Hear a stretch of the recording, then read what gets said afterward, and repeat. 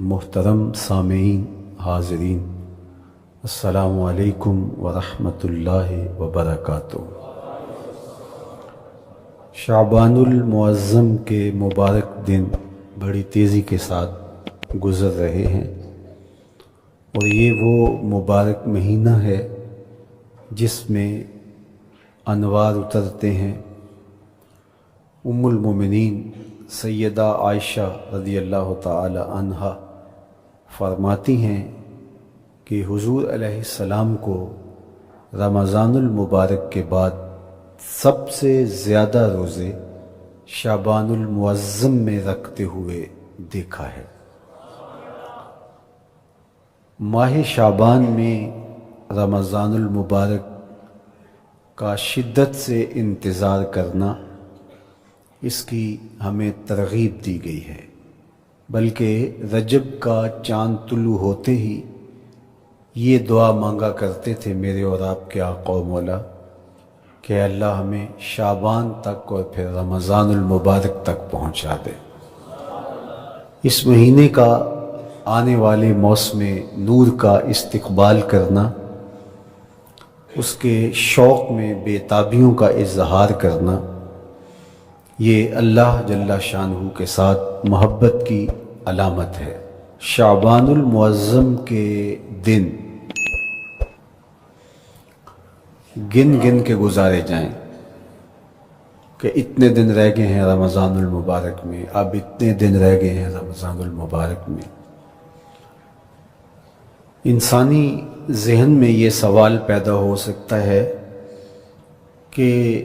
متعینہ وقت پر تو اس مہینے نے آنا ہی ہے، اور اگر زندگی موجود رہی تو اس کو پا ہی لیں گے، تو اس شدت سے انتظار کرنے کا کیا مطلب؟ تو اس کا جواب یہ ہے، بیرون ملک سے کسی کے بزرگ نے، والد نے یا کسی کے بیٹے نے آنا ہو تو وہ 2 ماہ قبل ہی آنکھیں فرش راہ کیے ہوتے ہیں اور گن گن کے دن گزار رہے ہوتے ہیں، اور جو ہی لمحے قریب آتے ہیں تو پھر گھڑیاں اور ساعتیں بھی گنی جاتی ہیں۔ بار بار گھڑی دیکھتے ہیں، ابھی تک پہنچے نہیں، جبکہ یہ طے ہے کہ 5:02 پہ فلائٹ اترے گی۔ تو بار بار گھڑی دیکھنے کا مطلب لاہور سے 2 گھنٹے یہاں گجرانوالہ میں پہنچتے ہوئے لگیں گے، لیکن ہر 10 منٹ کے بعد کہ ذرا پتہ کرو کہاں تک پہنچے ہیں۔ کیا مطلب اس کا؟ مطلب اس کا یہ ہے کہ جب سینے میں کسی کا انتظار رکھا ہوا ہو تو پھر بے تابیاں، بے چینیاں، اضطراب موجود ہوتا ہے۔ ہم دنیا کے لوگوں کے ساتھ جو ربط و رشتہ رکھتے ہیں اس کے مطابق ان کا انتظار ہوتا ہے۔ کچھ آنے والے ایسے بھی ہوتے ہیں جنہوں نے ہمیں بتایا ہوتا ہے کہ فلاں دن ہم پہنچیں گے، اور وہ دروازے پہ دستک دے رہے ہوتے ہیں اور ہم سو کے اٹھ رہے ہوتے ہیں، اور اچانک جب پتہ چلتا ہے کہ فلاں باہر دروازے پہ دستک دے رہے ہیں تو ہم استقبال تو کر رہے ہوتے ہیں، لیکن ہمارے ذہن میں یہ بھی ہوتا ہے وہ میں بھول گیا، تو اب تو یہ کام بھی میرے ذمے ہے، تو مجھے یاد آ گیا ہوتا۔ تو جن لوگوں کے لیے دل میں محبتوں کی جگہ ہو تو ان کے لیے پھر سارے کام مؤخر کر کے ان کے استقبال کیے جاتے ہیں۔ یہ مہینہ اللہ کی رحمتوں کا موسم بہار ہے، چھم چھم رحمتیں برستی ہیں، انوار اترتے ہیں، گناہگاروں کو آتش دوزخ سے نجات بخش دی جاتی ہے۔ تو اس کا استقبال کرنا، اس کے لیے انتظار کرنا، گن گن کے دن گزارنا، لمحے اور ساعتیں بسر کرتے ہوئے بار بار ماہ صیام کا ذکر کرنا، اس مہینے کے ساتھ محبت کی دلیل ہے، اور اس مہینے کے ساتھ محبت اللہ سے محبت کی دلیل ہے۔ اس لیے اس مہینے کا استقبال کرنا، اس کے لیے تیاری کرنا، اپنے گھر کو صاف کرنا، اس کے لیے اپنی اولاد کے دل میں شوق پیدا کرنا اور ماحول پہلے پیدا کرنے کی کوشش کرنا تاکہ جو ہی یہ ماہ جلوہ گر ہو تو روزہ رکھنے کا مزاج پیدا ہو چکا ہو، تلاوت کلام مجید کا مزاج پیدا ہو چکا ہو، دیگر نوافل اور اچھے اعمال بجا لانے کی عادت پڑ چکی ہو، تو شعبان میں ہی اس کی تیاری ہوتی ہے تاکہ رمضان المبارک آتے ہی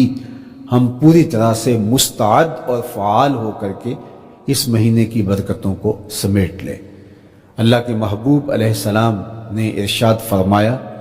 کہ جب ماہ سیام آتا ہے فتحت ابواب الجنہ، تو جنت کے 8 دروازے کھول دیے جاتے ہیں۔ جنت تو اللہ جل شانہ کی کرم نوازیوں کا ایک ایسا خوبصورت منظر ہے کہ آج تک نہ کسی آنکھ نے اس کو دیکھا، نہ کسی کان نے سنا، اور نہ اس کا کوئی تصور کر سکتا ہے، ایسی خوبصورت بنائی ہے۔ وہاں کی ہوائیں جب چلتی ہیں تو گرد نہیں اڑتا، کستوری اڑتی ہے۔ وہاں دودھ کی، شہد کی، مائے معین، کوثر، سلسبیل کی نہریں بہتی ہیں، موتی زمرد کے محلات بنے ہوئے ہیں۔ وہ خوبصورت محل اور وہ خوبصورت جنت کا ماحول، لیکن اس کے باوجود اس خوبصورت جنت کو، مرصع جنت کو، نظیف ترین بقعۂ رحمت کو 11 ماہ تک رنگ و روغن کیا جاتا ہے رمضان المبارک کے استقبال کے لیے، اور جب یہ مہینہ آتا ہے تو اس کے دروازے کھول دیے جاتے ہیں، اور جنت کے 8 دروازوں میں سے ایک دروازے کا نام باب الریان رکھا گیا ہے، جو صرف روزہ داروں کے اعزاز و تکریم کے لیے ہے۔ روزہ دار اس دروازے سے گزر کے جنت جاتے ہیں۔